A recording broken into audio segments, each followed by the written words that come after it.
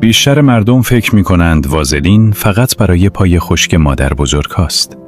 اما در واقع یک سلاح مخفی برای افزایش جذابیت است. در این ویدیو 5 ترفند با وازلین را بهت نشان می‌دهم که ظاهر، بوی بدن و حس تو را بهتر می‌کند. و یک قول بهت میدم.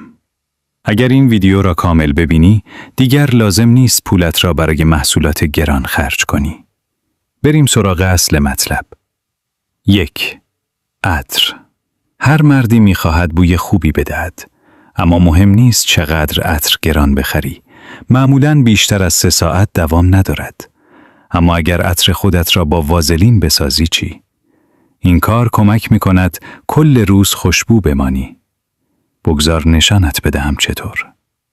اول حداقل 1 لیتر آب را گرم کن.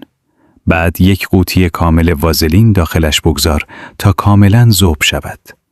بعد آن را بیرون بیاور و کمی صبر کن خنک شود. حالا عطر مورد علاقه‌ات را داخل وازلین ذوب شده اسپری کن. هر چقدر بیشتر بزنی بویش قوی‌تر می شود. حالا آن را 3 ساعت داخل یخچال بگذار.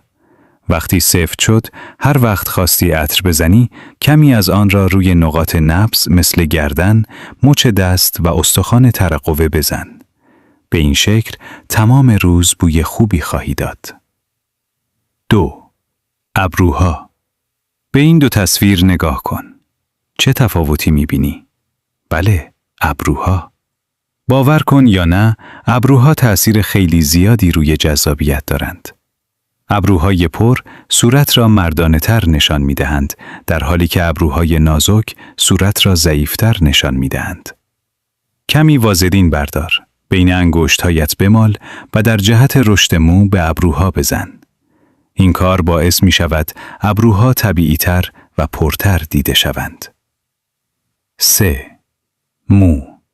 اگر موهایت وز است و حالت نمیگیرد، مقدار خیلی کمی وازلین بردار، روی دستت بمال و به موها بزن. میبینی؟ موها براق و نرم میشوند بدون اینکه چرب یا چسبناک به نظر برسند. فقط زیاده روی نکن، وگرنه انگار 10 روز حمام نکردی. 4. لبها. اگر لبهایت خشک و ترک خورده است، این ساده ترین روش است.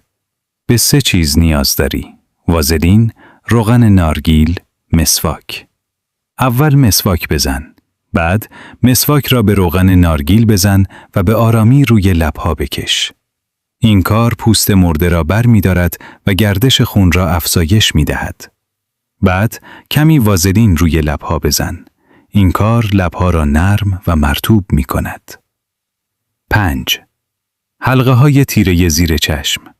وقتی شبها دیر درس می‌خواندم، زیر چشمم سیاه شده بود.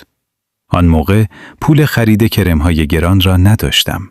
پس شروع کردم هر شب قبل خواب زیر چشمم وازلین بزنم و صبحها یخ روی صورتم بگذارم. وازلین یکی از بهترین مواد برای مرطوب کردن پوست است. وقتی شب استفاده شود، پوست زیر چشم ترمیم می شود. صبح که صورتت را میشویی و یخ میگذاری، تفاوت را میبینی. میبینی؟ فقط با 1 قوطی وازلین میتوانی عطر قوی بسازی. ابروها را پرتر نشان بدهی. لبها را نرم کنی. تیرگی زیر چشم را بهتر کنی بدون هیچ روتین گران قیمت. حالا میدانی باید چه کار کنی؟ برو 1 وازلین بخر و این مراحل را انجام بده. و اگر واقعاً می‌خواهی سطح خودت را بالا ببری، حتماً سابسکرایب کن.